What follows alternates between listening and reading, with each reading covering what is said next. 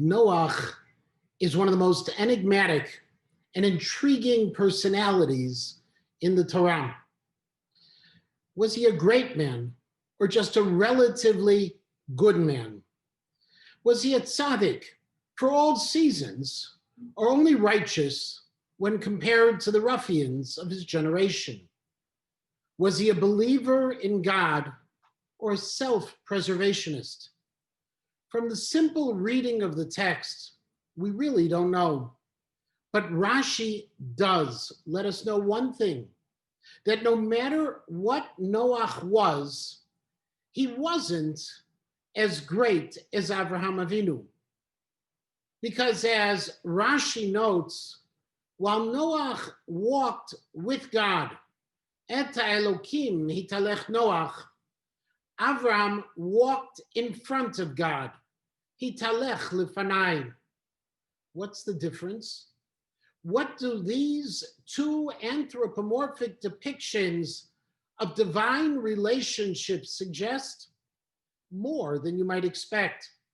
Because walking with versus walking in front can explain why Noach, who saved humanity, ultimately debased himself through drink, while Avraham, who was born the son of an idolater, became the Av Hamon Goyim, the great teacher of a single God.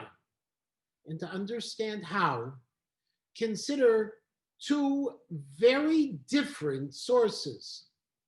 The first, a later episode in this morning's parashah, the story of the Dor HaFlagam, the people who built the Tower of Babel, and the second, some fascinating research that was conducted at the University of Pennsylvania. The story of the Tower of Babel that we will read on Shabbat begins after the flood, when a group of people arose and said, Hava nivneh lanu ir umigdal. Let us build a city and a tower for ourselves, one that will reach to the heavens, pen nafutz al pnei kol haaretz, lest we disperse on the face of the earth. What was so terrible about this idea, about building a tower and joining together? According to the Netziv, it was not that they sought unity, but unanimity. They wanted everyone to be of like mind and destroyed those who weren't. Others suggest that it was their arrogance in trying to make a name for themselves. As they said, V'naseh lanu shem. But the 12th century Tosafist, the Rashbam, disagreed, writing that the sin of the generation was that God had commanded them, Pru urvu miluat haaretz, to be fruitful and multiply on the earth. But instead, they felt they knew better and chose a single place to settle and said, Pen nafutz, lest we disperse. Therefore, God punished them and dispersed them with his decree. In other words, according to the Rashbam, the sin of the generation was that they were afraid to move beyond what they knew. They were unable to go outside of their comfort zone, past their city, even if it was to fulfill God's command to settle the earth. Professor Angela Duckworth of the University of Pennsylvania discovered that the greatest predictor of success in school and in life is what she called grit, the ability not only to have a passion to achieve, but to be willing to move forward despite failure. And so she found that people with grit were more determined and more focused and more likely to succeed than those with high IQs or the benefits of affluence. And she found that character was more important than aptitude. Or as one reporter asked himself, What if the secret to success is failure, which may explain the failure of the generation of the Tower of Babel and perhaps the blunder of Noach as well.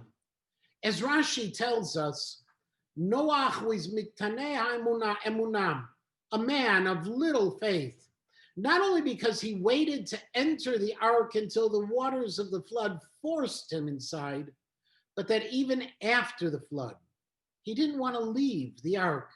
That's why God had to tell him twice, Tsei minat tevam, leave the ark. True, he had witnessed cataclysmic destruction, as all that he had known but for his family had been eradicated. But God wanted him to move forward and not let the tragedy, the past failures of humanity or their mistakes define his future. So he left the ark and he planted, of all things, a vineyard. And he got drunk, which led to his greatest shame. Why? Perhaps it was because he was afraid. Because as faithful as he may have been, as great of a tzaddik, or as perfect that he was, in the end, he played it safe. And that was his downfall. Not that he rebelled against God, but that he didn't do what he could have done.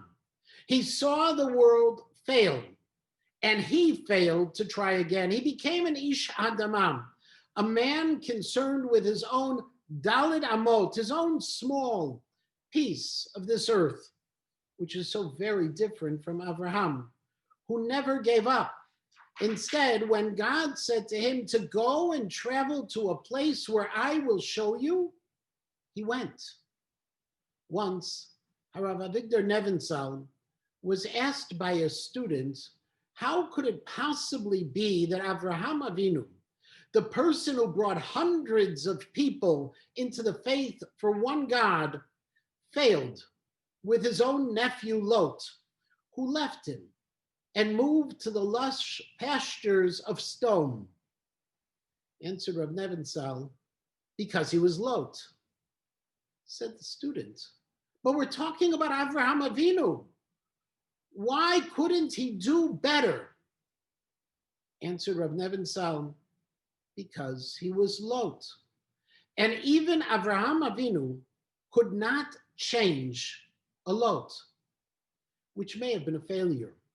But also, it's a window into the greatness of Avraham, that despite his inability to draw his own nephew near, Avraham didn't give up. He moved forward and worked and succeeded with so many others, because Avraham Avinu possessed what Duckworth would call grit, the determination, the resolve, and the strength to use his failures as an opportunity, a learning experience, and a jumping board to future successes. Avraham Avinu didn't play it safe, didn't retreat to a tower or find a neighborhood with like-minded people in which to hide. Instead, he focused on succeeding, on walking ahead of God, which is why when Avraham Avinu encountered famine and war and sins and even troubles within his own family, he trusted God and found a solution. Because Avraham Avinu understood that the secret to success in life is to accept failure as a pathway to success, to understand that trying may be more important than succeeding. Avraham Avinu chose to walk before God and not to opt for the safety of just walking alongside God. Undoubtedly, both Avraham and Noach were tzaddikim, were righteous, but Avraham was greater than Noach, because in the end, Noach gave up. He stopped trying and he played it safe, while Avraham Avinu never stopped. He created and he challenged. He reached out, and ultimately, he was the one who changed the course of human history. Shabbat Shalom.